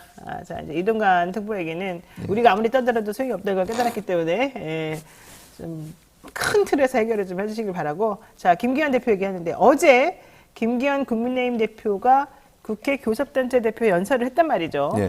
정말 시끄러웠는데 어쨌든 내용은 이거였어요. 김 대표 연설 중에 국회의원 정수 10% 감축, 즉 30명을 줄이자 뭐 이게 상식적으로 말이 안 될 것 같으니까 안 이거 돼요. 하는 것 같아요. 두 번째, 문호동 무임금을 도입하자. 이거 옛날에 박근혜 정권 때부터 계속 나왔다는 얘기 아닌가? 그다음에 불체포 특권을 포기한다는 각서를 쓰자. 이거는 이재명 대표를 지금 겨냥한 말이겠죠. 어쨌든 이러면서 정치 3대 쇄신 공동사역을 하자고 제안을 했고 추경 안 된다. 이게 명확히 했습니다. 어떻게 보셨습니까? 일단 정수 10% 감축 안 돼요. 안 돼요? 100% 이건 99도 아니야. 100%안 돼요. 안 되는 거 알아서 얘기한 거야. 그러니까 안 될 되는 줄 거예요. 알면 얘기 하겠어요? 네, 근데 자기는 이렇게 다 그렇지. 늘려줄라 했다 이러고. 그런 거죠. 근데 국민의힘 내부에서도 동의 안 한다니까요. 지역구 만약에 지역구 없앤다면 가만히 있겠어요? 국민의힘 그렇죠. 의원들이? 예. TK 지역구 없애봐. 난리가 나요. 합의도 안 된 걸 자기 입으로 해. 이제 와서 언론에 보도가 되니까 이걸 또 포장하려고 뭐라고 얘기하는지. 이게 김기현 대표 얘기했으니까 이제부터 논의해 보겠다. 지금 10개월 남았어요, 선거. 무슨 지금 이 30%. 아니, 현재 선거구제 개편 문제도요. 아직도 논의가 안 되고 있어요. 아니, 국회에서 그렇게 공론화 과정을 거쳐서 엄청나게 많이 노력해서 지금까지 왔잖아요. 정개특위 만들어가지고. 거기도 줄이는 건 없앴어요. 왜냐하면 합의가 안 되니까. 그렇지 안 되죠. 아니, 그리고 여야를 떠나서 국회의원들은 자기 지역구 없어지는 걸 절대로 동의를 안 해요. 국민의힘 내부도 반발이 심해요. 그렇죠. 그냥 던진 거야. 자기가 무슨 뭐 대단한 일을 하는 것처럼 어처구니가 없는 거지. 아니, 그러니까 저는요, 안 되는 줄 아니까 던진 거예요. 자신감 있게. 네. 된 줄 알았으면 이거 던졌겠어요? 네, 그건 저랑 의견이 같군요. 늘 같아. 뭘, 자, 문호동 무임금. 이것도 그래. 문호동 무임금 얘기하는데요. 잘 보세요. 문호동 무임금 얘기해서 김남국 의원 자꾸 얘기하더라고. 내가 어처구니가 없었어요. 황보승이는요. 또 그리고 그 전에 있잖아. 윤덕흠인가? 윤 누구 있잖아. 그 사람. 네. 땀 때문에 그 사람들 제대로 출근했어요? 네. 그 다음에 자기 아버지가 언론사 그 기자한테 돈 주고 매수하려다가 그 사람 출근했어요, 제대로? 네. 이 말이 됩니까? 왜 김남국 의원만 갖고 그러는데? 아니, 그리고요, 정말 사회적 여론이. 참고로 최진봉 교수는 김남국 의원과 친하지는 않습니다. 친해요. 친합니다. 저랑 같이 방송하고 이랬잖아요. 아니, 생각을 해보세요. 네. 자, 사회적 무리와 사회적으로 여론이 여러 가지가 안 좋아가지고 기자들이 진을 치고 있어. 집회든 의원실이든. 갈 수 있겠어요? 네. 아, 좋아요. 그래서 일 안 하면 김남국 의원은 만약에 문호동 무임금 동의할 거라고 저는 생각해. 네. 자기가 출근 못하고 나 돈 안 받겠다 그러면 국민의힘 의원들 지금까지 했던 걸 다 생각해 보라고요. 그 사람들은 그리고 또 용산구청장 박규영 그 사람 뭐 어떻게 했어요? 박희영. 예. 아유. 돈 다 받았잖아요. 감옥에 있으면서도. 네, 맞죠. 아니 이게 말이 되냐고요. 이를 자기들 그러면 문호동 무임금 얘기할 때는 박희영 얘기도 하고 황보승 얘기도 하고 윤덕흠 얘기도 하고 이런 얘기를 해야 될 거 아니에요. 왜 김남국 얘기만 하는데 이런 편파적인 발언. 그리고 나는 그 선거 유세 나온 줄 알았어. 아니 국회에서 차분차분 얘기가 다 들리거든요. 네. 그건 무슨 소리를 지르고 말이야. 무슨 그래서 야당 의원들이 코인 팔아라, 땅 팔아라 막 이러니까 기분 나빠서 그런 거 아니에요? 그럴 수도 있죠. 자극을 하니까. 그래도 여당 의원들이 박수 쳐주긴 했는데. 뭔 박수를 쳐줘. 여당 창피해 의원들이. 죽겠어요, 진짜. 아니, 그거 뭐 하는 짓이에요? 아니, 차분하게, 이재명 대표 보세요. 절대 감정적으로 동요하지 않고 필요한 말만 잘 하잖아요.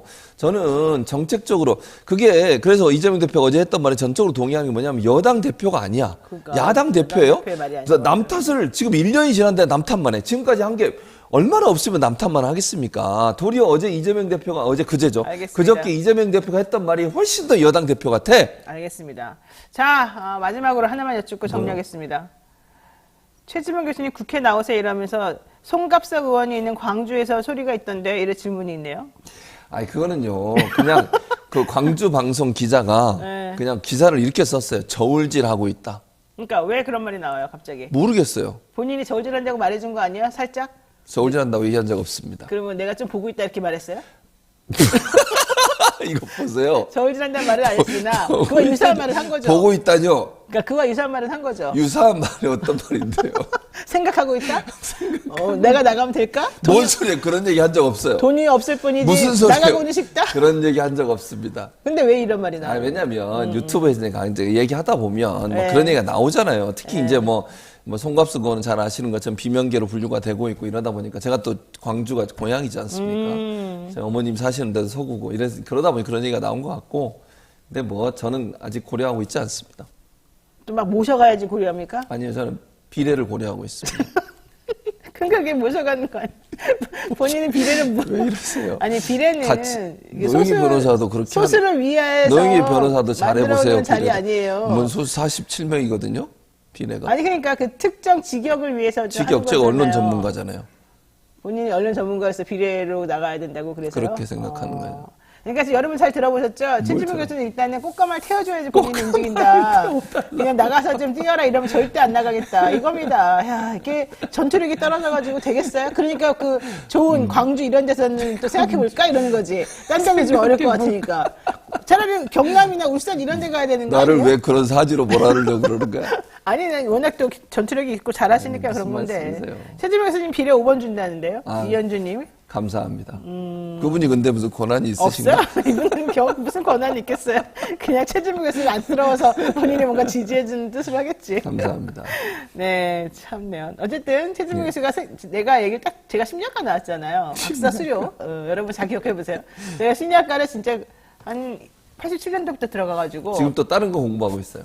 아무리 딴 것도 공부하지만 제가 15년 이상 이 공부만 계속 했어요. 그 사법시험 붙고 연수원 들어갈 때까지. 그리고 그 이후에 요즘에 좀 시간이 있어서 이 공부도 하는데, 그러니까 거의 한 20년 이제 공부한 거예요. 딱 보면 알아요, 이런 분들은. 아, 나 하고 싶다. 하고 싶다, 지금 마음쓰고. 자, 근데 이제 내가 한다는 말이 처음 못하겠고, 떨어지면 안 되니까, 나를 꼭 붙을 만한 곳으로 나를 좀 끌어당기며 한다. 이런 취지인 것 같아. 생각해 봅시다 우리가 이 사람을 밀어줄지 말지. 본인들이 무슨 결정권이 있는 것 같아? 아니 우리가 이제 말을 많이 하면 또 예. 들리겠지 어떤 예. 누군가에게는. 알겠습니다. 아 배동훈님께서 관심을 가져야 할 필요가 없는 것에 관심 주지 마세요. 뭐야 이거 하지 말라는 뜻인가? 안 하겠습니다, 그러면. 아니야. 아, 비리 5번이면 여자인데요. 남자는 246번인데요. 아유, 자, 오늘 또 최진무 교수가 우리에게 웃음을 주시는데요. 저는 최진무 교수가 만약에 국회 가면 진짜 다른 누구보다 잘하실 거라고 생각합니다. 그러니까 한번, 민주당의 공천을 생각하시는 분들이 있다면 한번 좀 이분이 애타게 계속 외쳐요. 한 번도 된 적이 없어요. 방통위원도 하고 싶다고 그렇게 외쳐도 안 돼. 국회의원도 그렇게 외쳐도 안 돼. 한 번이라도 한번 해줬으면 되는 게 좋겠다. 없습니다. 근데 원내대표 선거는 한번 재수하면 시켜주면 되잖아요. 원내대표? 아니 본인 말고 이제 당의 의원들. 원내대표들은. 네, 그래서 이번에 박강원 원내대표도 됐다 뭐 그랬죠. 이런 얘기잖아요. 네. 그러니까 이렇게 비례를 나가고 싶다고 그렇게 목 놓아 부르는 분들은 한번 좀 생각해 보십시오. 공천. 여기까지 해야 될 것 같습니다. 최지만 성공회대 교수와 함께 말씀 나눴습니다. 고맙습니다. 감사합니다. 네, 잠시 기다리시면 배프의 촉으로 돌아오겠습니다.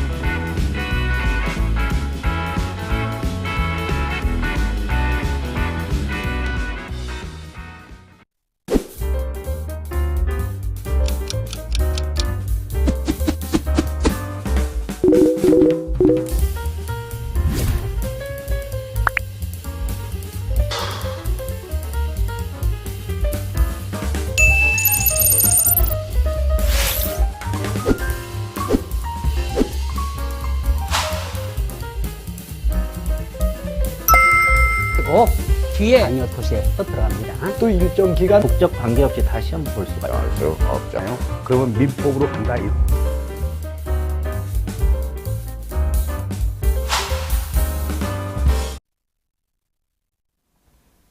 네, 한 주 동안 떠들썩했던 사건, 사고들을 짚어보는 시간입니다. 배프의 촉 시간이죠. 오늘도 척하면 촉이 온다는 육감적인 남자 배상훈 프로파일러와 함께 하겠습니다. 어서 오십시오. 안녕하세요. 네. 아이고, 자켓 색깔이 아주 예쁘네요. 예. 오늘 하지래요, 하지. 하지요? 하지가 뭔지 알아요? 잘하지. 잘하지. 네, 해가 제일 긴 날 하지. 예. 근데 오늘 비가 와가지고 조금 약간 또 마음이 차분히 가라앉는 느낌도 있습니다만 배상훈 프로파일러 모시고 또 사건 사고 얘기하다 보면 우리가 흥분할 수도 있겠습니다. 자, 지난 주말에 대구에서 퀴어 축제가 있었지 않습니까? 대구시와 경찰이 유례없는 물리적인 충돌을 일으킨 상황인데요. 대구시에서는 퀴어 축제 같은 공공성이 없는 행사를 전 여기가 좀 잘못된 것 같아요. 퀴어 축제와 같은 공공성이 없는 행사를 하면서 도로를 문화 점거하는 것은 있을 수 없다 이렇게 말했습니다. 왜 이 퀴어 축제가 공공성이 없는지 잘 모르겠네. 어쨌든 그런데 반면에 경찰은 합법적인 집회 아니냐 신고하고 하는 건데 뭐가 문제냐 왜 축제를 못하게 하느냐 이건 보장해야 된다 이렇게 나선 거죠. 제가 봤을 때 경찰 주장이 맞는 것 같은데. 자, 어쨌든 이것 때문에 좀 시끄럽게 됐습니다. 우선 대구시 공무원과 경찰이 맞붙게 된 배경, 이게 뭘까요? 그러니까 대구경찰청과 정확히 대구시청에서 거리에서 이제 대구에 있는 경찰 기동대와 행정 대집행을 하는 대구시청 공무원들이 물리적으로 붙었던 거는 아마 십몇 년 사이 없었어요. 사실 이런 거는 뭐냐면은 미리 이제 조정을 합니다. 경찰에도 이제 이런 관련된 뭐 정보관들도 있고. 근데 문제는 왜 그런 어떤 사전 조정이 안 됐느냐? 그러면 이것이 누구의 책임이냐? 이런 문제죠. 물론 퀴어 이제 축제 하겠다고 신고가 들어와서 예. 경찰이 퀴어 축제 주최 측의 집회 신고를 받고서 대구시에다 협조를 요청한 거예요. 그렇죠. 집회 장소를 피해서 버스 운행을 좀 다른 곳으로 돌게끔 해달라. 근데 대구시가 왜 우리가 그래야 되냐 불편하게 버스 노선을 우회할 만큼 이 집회가 과연 공공적인 거라는 거냐 이제 이러면서 서로 싸우게 된 거예요. 그렇죠. 근데 이제 문제는 여기서 말씀드린 건 공공성 있는 집회라고 볼 수 없는 판단을 대구시청이 할 권한이 없습니다. 있냐? 그렇죠. 왜냐하면은 네. 집회에 대한 허가 그러니까 집회는 허가제가 아니지만은 네. 우리 집시법에 경찰은 여러 가지 요건상에서 그 부분에 대해서는 이제 판단할 수 있는 권한을 그 안에 부여하고 자의적으로 있습니다. 할수 있게끔. 네. 경찰청장이 할 수 있는 겁니다. 근데 물론 이제 단기간에 버스를 즉시 이제 우회시킬 수 있습니다. 근데 대구시에 요청한 것은 미리 시민들한테 알려서 다른 쪽으로 우회하도록 요청을 한 건데 그렇게 하지 않고도 대구 경찰을 돌릴 수 있습니다. 네, 원래 그렇게 할 물론 수 그렇게 있죠. 그렇게 돼 있고 이 전적인 부분은 집회 시위에 대한 법이 적용이 되는 거고 그것은 아시다시피 헌법에 그 권한이 있는 거기 때문에 헌법적인 근거인데 문제는 여기서 문제되는 거는 도로가 아니라 도로 바깥에 있는 도로에서의 어떤 이 부스 같은 공간에 대한 문제 때문에 붙은 것 같습니다. 지금은. 그래요? 그러니까 말하자면 주장하는 바는 홍준표 대구시장의 주장은 도로법 74조의 근거로 어떤 형태의 그 도로를 점용하는 왜냐하면 부스를 설치하는 거기 때문에 도로관리청은 이것을 조치할 수 있다라는 근거로 갔는데 대구경찰은 그것이 아니냐. 여태까지 이런 집회라고 하는 것은 경찰이 관리해 왔고 그분에는 신고가 됐고 여태 해왔는데 왜 갑자기 이러느냐. 이런 식으로 붙었더게 되는 거죠. 그러니까 이제 이게 두 가지가 있는데 버스 노선을 우회해달라 축제가 이렇게 벌어지니 이런 요청이 하나가 있었었고 그렇죠. 또 하나는 이제 그 축제를 하면서 부스를 설치를 해야 되기 때문에 예. 이제 도로 옆에다가 이제 설치를 한다는 거예요. 그러니까 홍준표 시장이나 이런 그 대구시에서는 도로법 74조를 보게 되면 통행과 안전 확보를 위해서 필요하다고 생각되는 경우에 도로관리청이 어떤 특별한 절차를 거치지 않고도 즉석에서 그걸 못하게 할 수 있다. 이런 내용이 있다는 겁니다. 그래서 우리는 봤더니 이게 공공성 있는 집회도 아니고 부스를 설치해 놓기 때문에 막 지저분하고 여러 가지 문제가 발생할 수 있어서 우리가 이걸 못 설치하게 했다. 이건 정당한 법 집행이다. 이렇게 얘기를 한 거죠. 그러니까 경찰이 그게 무슨 정당한 법 집행이냐. 이들이 불법적으로 한 것도 아니고 당연히 부수적으로 부스 같은 거 설치될 수밖에 없는 구조인데 이거를 니네 마음대로 그렇게 치워놓고선 이게 잘했다고 하는 거냐. 이러면서 서로 싸웠다는 거죠. 그렇죠.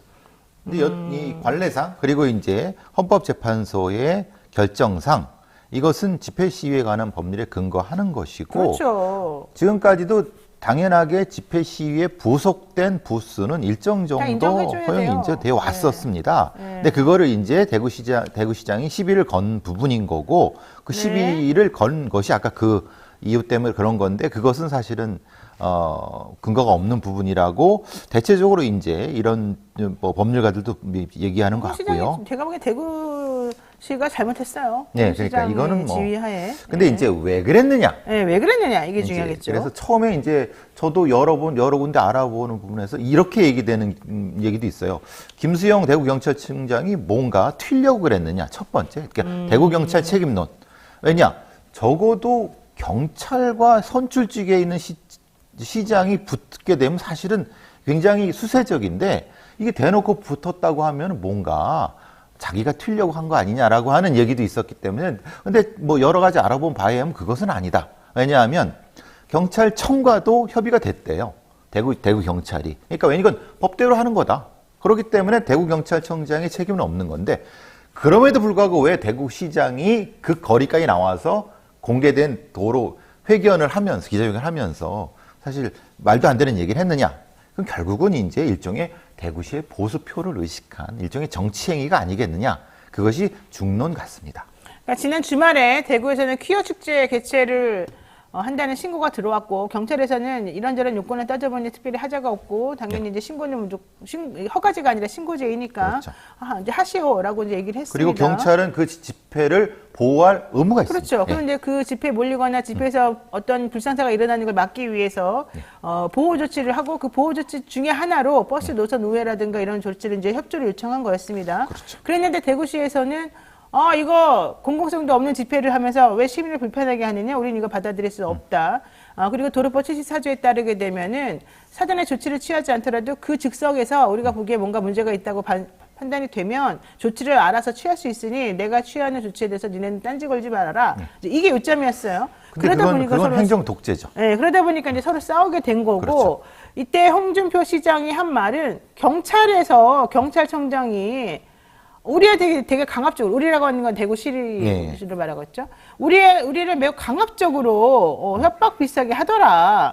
불법 점거를 막겠다고 하더니 경찰 간부가 우리를 집회 방해죄로 입건하겠다면서 엄포를 놓고 설교를 하더라. 매우 방자하다. 이제 이런 얘기를 한 겁니다. 아니 근데 경찰은 그걸 보호할 의무가 있고 거기에 방해가 하면은 경찰은 물리력을 쓸 의무가 있습니다. 네. 그걸 안 쓰면은 오히려 경찰의 책임이 되는 거예요. 그러니까 그걸 아는 대구시장이 그 얘기를 했다는 건 그 자체도 정치행위라는 거예요. 그렇죠. 네. 그래서 김수영 대구경찰청장은 언론하고 인터뷰를 하면서 홍 시장이 검찰 출신이잖아요. 검사 관련 법률은 출신이시죠. 굉장히 잘 알겠죠. 어쨌든 관련 법률을 설명했는데 오히려 경찰 보고 윽박 지르고 막 이랬다. 우리가 어떻게 나이도 많은 분한테 입건하겠다고 엄포를 놓겠냐. 이런 얘기를 했는데 사실 이 건은 홍준표 시장이 지금 대구에서 약간 전횡을 휘두른다, 독재적으로 시정을 운영한다, 이렇게 지금 평가되는 것하고 무관하지는 않고요. 그렇죠. 아까 배상훈 프로파일러 말한 것처럼 보수표들을 결집시켜가지고 본인이 지금 당에서 힘들고 지금 자기 편이 별로 없잖아요.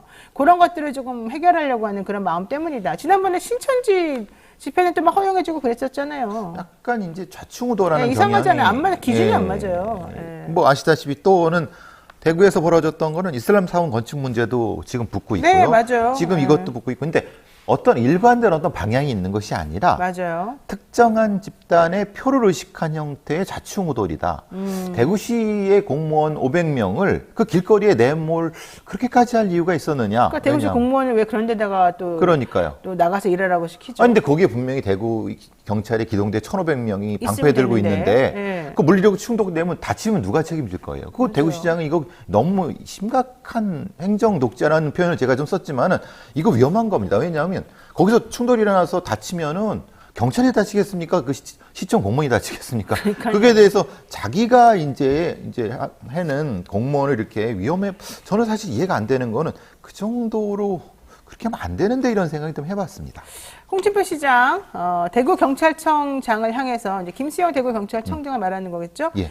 대구시 치안 행정을 맡을 자격이 없다. 너 정치하려고 그러냐? 막 이런 얘기하는 거예요. 그렇죠. 완전한 지방자치 경찰 시대였다면 원래 지난 정권 때 그걸 하려고 했잖아요. 예. 내가 즉각 파면했을 거다 이러면서 좀 엄청나게 화를 냈어요. 그러면서 법제처에다가 지금 누가 옳은지 유권해서 맡기겠다 이렇게 지금 얘기를 하고 있습니다. 공공도로를 무단으로 막고 퀴어들의 파티장을 열어준 대구경찰청장은 대구시 치안행정을 맡을 자격이 없으며 집회 신고만 있으면 집회 제한 구역이라도 도로 전면 허가 없이 교통을 차단하고 자기들만의 파티를 할 수 있도록 한다는 거냐? 이거는 있을 수 없는 일이다. 경찰청장이 집시법 시행령 제12조에 있는 주요 도시 시위 제한 구역이 있는데 이걸 모르고 허가해 줬다 그러면 경찰청장이 무능하고 무식한 거니까 옷을 벗어야 된다. 알고도 그랬다면 특수공무집회 방해 치장죄가 될 수 있다. 막 이렇게 막 무섭게 협박을 하시네요. 근데 이 말씀하신 건 대부분 맞지 않습니다. 아, 안 맞아요? 왜냐하면 동성로 문제가 된 동성로직의 시위 제한 구역에 대한 것의 결정 권한은 대구 경찰청장한테 있습니다. 네. 그리고 대구 경찰청장이 그 부분에 대한 교통 부분에 대해 주요 부분이 아니라고 판단했기 때문에 그 부분을 결정해서 한 것이기 때문에 네. 이것은 대구시장이 관여할 문제가 아닙니다. 그럼 지금 대구시장은 왜 이렇게 자꾸 하는 거예요? 그러니까 아까 홍 말씀드린 시장은. 것처럼 네. 결국은 본인도 뻔히 알면서도 이런 어떤 일종의 자기 정치? 그렇죠. 뭐 우리가 말하는 어그로를 끄는 것은 그런 면이 있다고 분명히 봅니다. 이건 어딜 가도 말도 안 되는 내용들을 가지고 그렇죠. 이 부분이 있기 때문에 그런데도 불구하고 우리 뭐 홍준표 시장 잘 아시지 않습니까? 네. 밀어붙이시잖아요. 네. 자, 정말 저는 경찰도 짜증날 것 같아요. 정부가 바뀔 때마다 지침이 맨날 달라져요. 그러니까 이게 거의 뭐 정권이 바뀔 때마다 똑같은 집회인데도 불구하고 어떤 정권에서는 보호해주고 그러지 말고 그래서 이제 경찰도 일정히 어떤 기준을 가지고 결정을 해야 되는데 문제는 이제 인사권을 중앙에서 가지고 있기 때문에 적어도 말하면 대통령실이 가지고 있기 때문에 네. 굉장히 어떤 풍향이 너무 심하다 이런 거는 여러 가지 얘기가 나오고 있습니다. 자, 그리고 좀 전에 저희가 살짝 언급했습니다만 홍준표 시장 이 퀴어 축제는 매우 명확하고 공공연하게 반대 의사를 표시했습니다. 되게 혐오스러워하는 것 같더라고요. 그렇죠. 제가 보니까. 근데 이슬람에 대해서는 또 오히려 그러니까 대구 대현동 이슬람 사원 건축을 둘러싼 경북대 무슬림 유학생과 지역 주민의 갈등. 그래서 결국 이슬람 사원을 만드냐 마냐 이제 이게 문제인데 네. 여기에 대해서는 포용해라 또 이렇게 나왔단 말이죠. 예.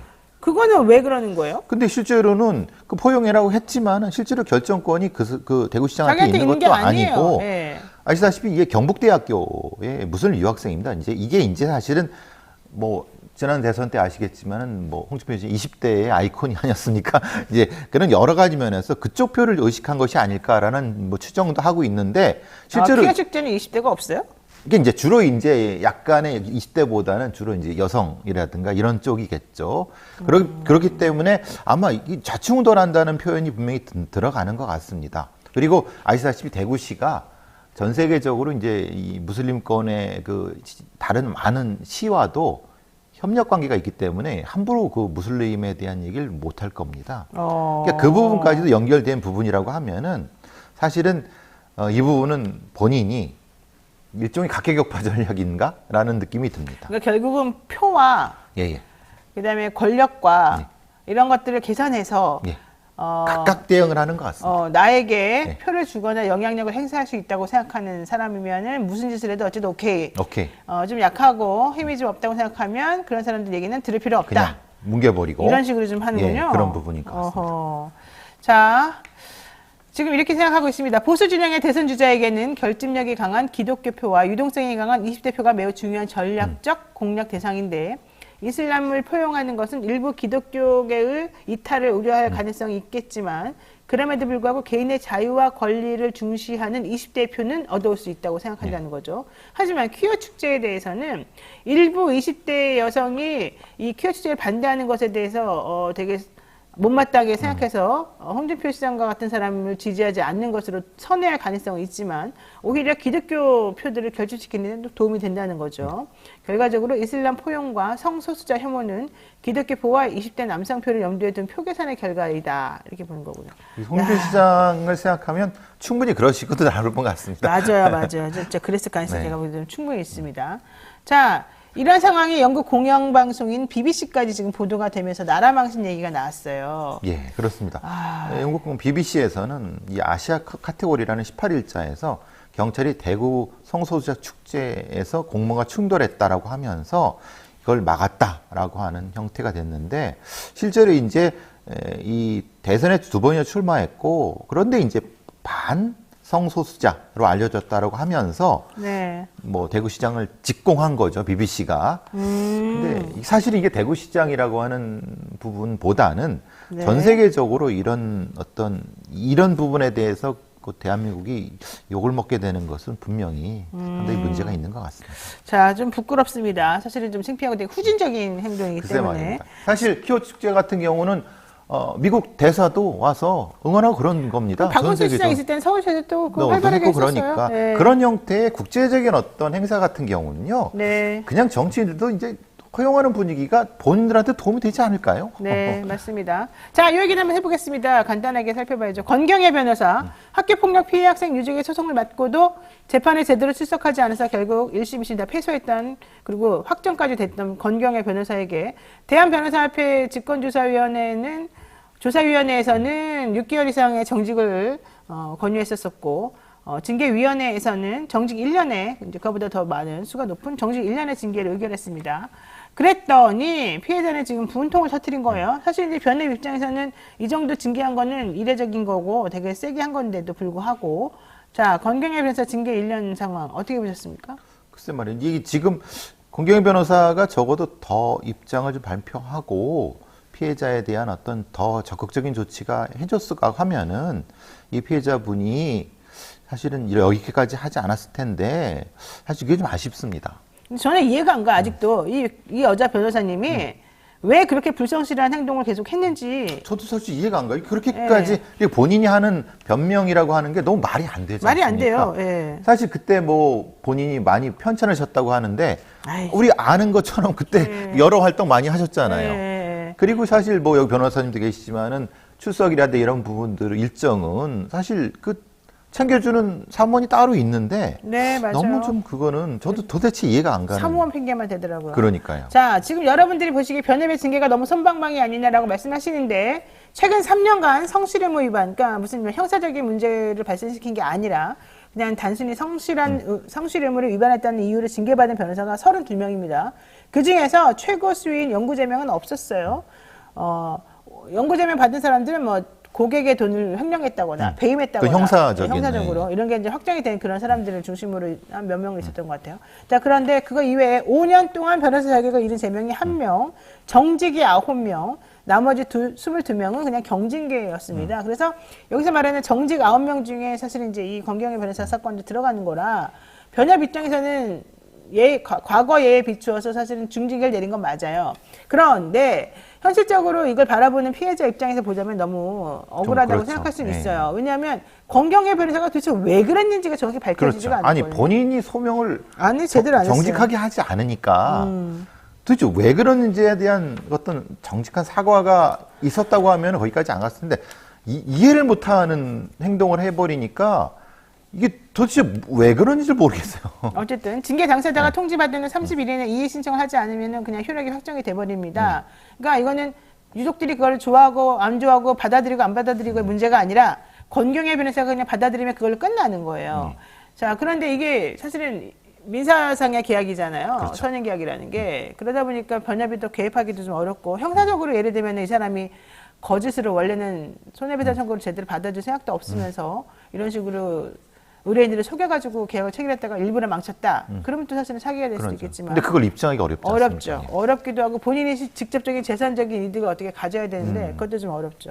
그러니까 여러 가지 문제가 있습니다. 자, 이 피해자 어머니께서는 도저히 가만히 있을 수 없어서 변협 회의장으로 달려갔다. 그런데 징계위원들이 매우 고압적인 태도를 보이더라 이러면서 화를 냈다는 건데요. 원래 질재판이었기 때문에 항소해도 소용이 없으니까 항소하지 말자고 그 어머니에게 얘기했는데 어머니가 우겨서 항소했기 때문에 어쩔 수 없었다. 이런 얘기가 이제 권경의 변호사한테 나왔다고도 해요. 그거는 사실 무근이라고 이 그것도 사실 어머님이 무근이래요? 얘기를 하시는 것 같더라고요. 어. 그러니까 아니 근데 그러면은 권경에는 그렇게 썼다는 거죠. 그렇죠. 권경의 변호사는. 예, 네. 본인이 그렇게 소명을 했는데 아니 그러면은 이심을 하지 말든가. 아니 그거 한다고 해놓고 이렇게까지 하는 건 그러니까 앞뒤가 안 맞지 않느냐 그런 얘기를 하시는 거죠. 사실 저는 잘 모르겠어요. 이 권경의 사람이 왜 이렇게까지 하는지를 도대체 이해를 못 하겠어요.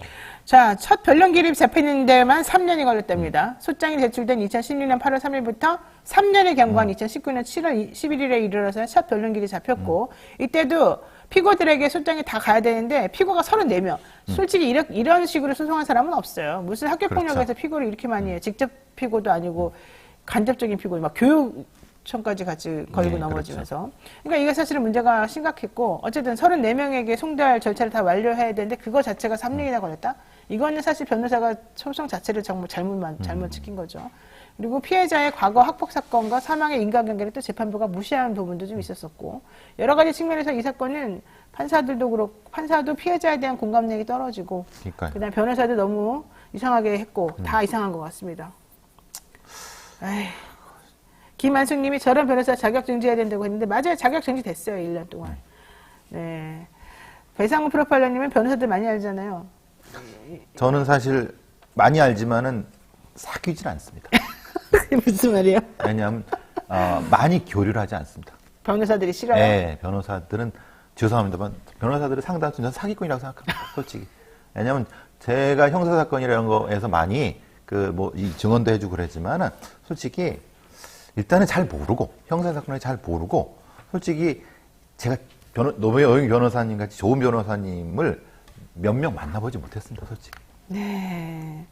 일단 제가 변호사로서 이 유족들에게 대신해서 물론 권경의 변호사하고서는 일면식도 없습니다. 저 그분 좋아하지도 않고 일면식도 없지만 제가 대신해서 죄송스럽다는 말씀을 제가 드리고요.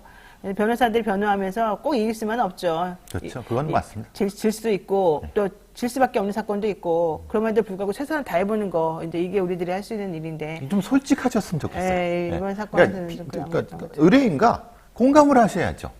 그것만 했다고 하면 여기까지 오지 않았다고 저는 생각합니다. 그리고 질 수도 있습니다. 권경의 변호사가 너무 이 제밥에 눈이 어두웠던 것 같아요. 네, 그런 당시에 면도 정치하려고 있어요. 자꾸 이렇게 몸이 부풀어져가지고 예. 조국 흑서 쓰면서 자기가 뭐 엄청난 뭔가 중요한 인물이 된 그러니까. 것처럼 생각했던 것 같아요. 그러니까 전 네. 변호사 실력의 문제가 아니라 이것은 이건 지금 말 그대로 공감 능력의 문제라고 저는 봅니다. 그래서 변호사님들도 사실은 책임감이 없는 예, 거죠. 그렇죠. 사람은. 그건 좀 있으셨다면 좋겠다는 생각이 야, 해봅니다. 변호사들은 특히 돈만 노리는 사기꾼들이 많다. 이렇게 말씀하는 걸 들어보니까 마음이 아파요. 노영희 안 그런- 변호사님은 절대 그런 분이 안 그런 아닙니다. 사람들 많아요. 그렇지만 어쨌든 저도 그런 맞습니다. 변호사님이 안 그러면 훨씬 많습니다. 네. 예. 자, 어쨌든 다시 한번 죄송스럽게 생각하고 그 유족이 지금 현재 권경의 변호사를 상대로 2억 원의 손해배상 청구 소송을 했다고 하니까 좀 결과는 지켜봐야 되는데 이게 또 쉽지가 않습니다. 예. 인과관계 인정받는 건 또 쉽지가 않아서 또 앞으로 점점 더 힘든 나락으로 떨어질 수 있겠다. 어쨌든 제일 중요한 건 권경의 변호사 스스로가 반성하고 방법을 찾아서 빨리 돈으로라도 손해배상을 좀 빨리 해드리고 이런 걸 좀 정리했으면 좋겠다는 생각입니다.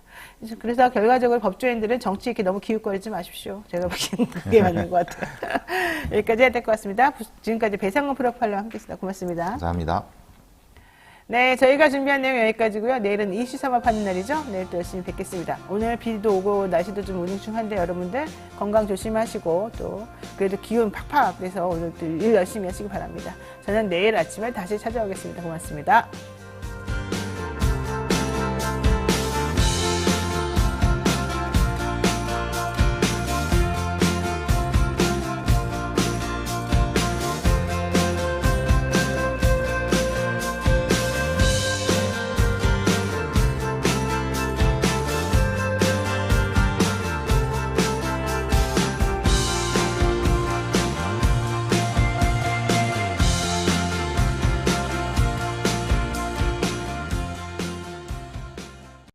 신개념 자동차 커뮤니티의 차통. 차통에서 내 차 등록하고 나만의 NFT를 만들어 보세요. 커뮤니티에 사진만 올려도 NFT가 발행됩니다. 발행한 NFT로는 수익 창출까지 가능해요. 내 차 정보도 공유하고 관심 있는 차종은 팔로우.